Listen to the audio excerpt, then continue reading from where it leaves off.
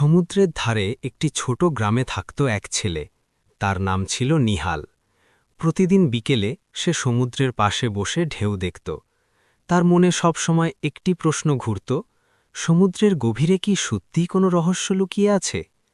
একদিন পূর্ণিমার রাতে নিহাল আবার সমুদ্রের ধারে এলো। আকাশে গোল চাঁদ উঠেছে, আর তার আলো পানির ওপর রূপালি ঝিলিক ফেলছে।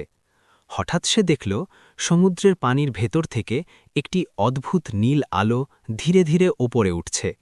নিহাল একটি ভয় পেল, কিন্তু কৌতূহল তাকে সামনে এগিয়ে নিয়ে গেল। ঠিক তখনই ঢেউয়ের মাঝখান থেকে উঠে এলো এক অসাধারণ সুন্দর জলপরী।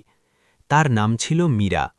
তার লম্বা নীল চুল বাতাসে উড়ছিল, আর তার রূপালী মাছের লেজ চাঁদের আলোয় ঝিলমিল করছিল। মীরা মৃদু হেসে বলল, ভয় পেও না, আমি তোমার কোনো ক্ষতি করব না। সেই রাত থেকেই তাদের বন্ধুত্ব শুরু হল।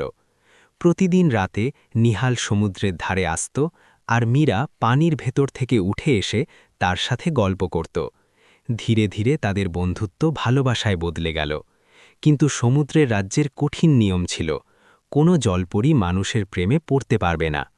ভালোবাসার জন্য মীরা বড় একটি সিদ্ধান্ত নিল। এক ঝড়ের রাতে তার মাছের লেজ ধীরে ধীরে মানুষের পায়ে পরিণত হল। পরের সকালে নিহাল তাকে তীরে বসে থাকতে দেখল। মীরা হাসল এবং বলল, আজ থেকে আমি তোমার পৃথিবীর মানুষ।